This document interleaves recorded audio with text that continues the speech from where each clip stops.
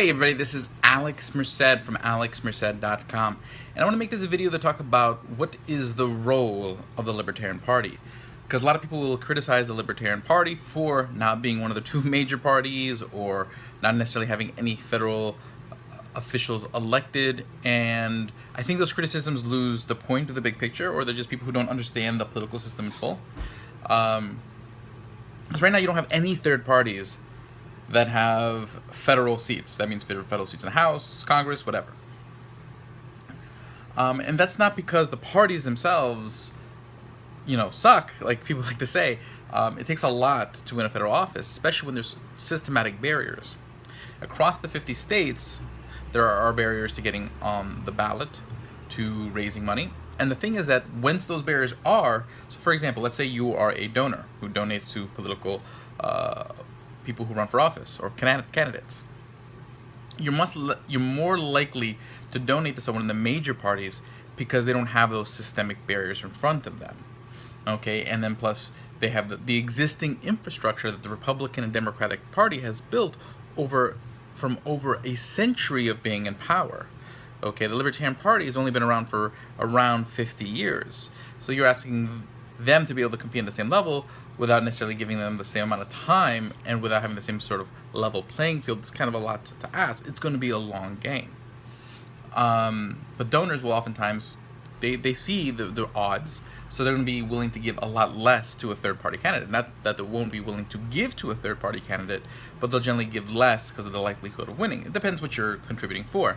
If you're contributing to a candidate who you just want to get out there to speak on the issues, who is a good leader, sometimes they'll give more, but for the most part, they understand the odds, and so they're going to invest accordingly.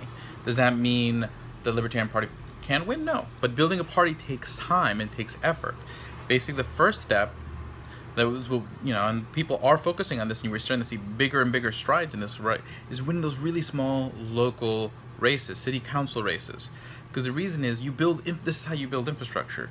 You win a city council race, you build ties within that local city as an office holder, and then that helps build for the next city council seat for it to be a possible win. And then you do that in enough towns, you build enough momentum to win a seat in the state legislature. You win enough state legislature seats, you have enough momentum and reach to individual people through all your candidates and office holders that you can win a congressional seat, and then a seat in the Senate, and then the presidency. But that takes several election cycles, and takes time. It takes time, and we'll get there, but it will take time, and it's a project worth investing in. But there's another role that the Libertarian Party plays, and that third parties play. They allow people to prevent the two major parties currently from becoming 100% complacent. Because if there were only two major parties and everyone was a member of the two major parties, there wouldn't be much room for shades of gray. So sometimes not voting for the lesser of evil has a huge use, because allowing sometimes the greater evil to win allows there to be someone good to win in the future. Because then what happens is that the major parties, they just care about winning. So if they don't win, they have to reassess their coalition, meaning the different groups that they appeal to get enough votes to win. Okay, and they're going to take a look at which pieces of the coalition or who's available. So a third-party vote shows who's available, who are the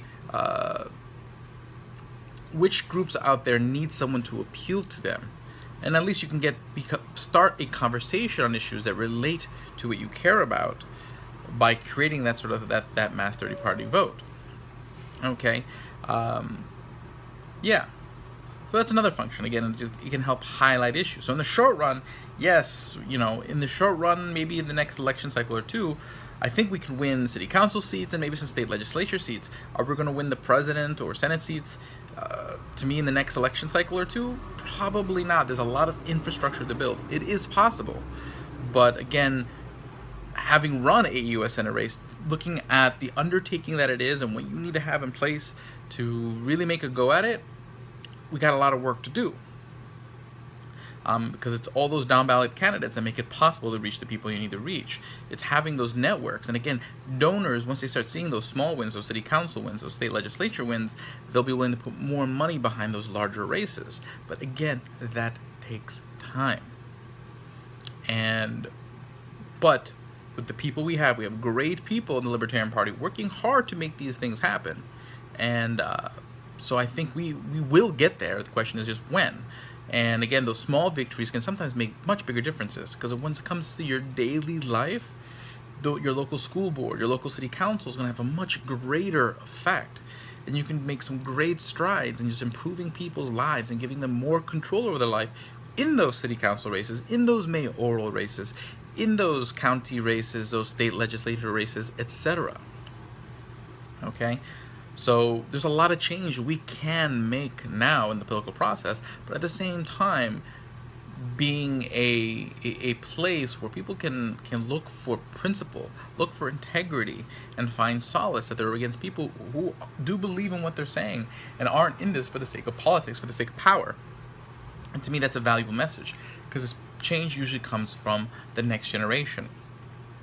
And having a place where people can see that integrity and see that principle in action, it can do a lot in helping inspire the young to different ideas, to new ideas. And I'm very optimistic about the coming generations and their willingness to embrace the principles of liberty. So in that regard, there's a lot to be optimistic about when it's the Libertarian Party. So those who may knock on the project of the Libertarian Party are probably people who, again, don't see the bigger picture as far as what the hurdles are.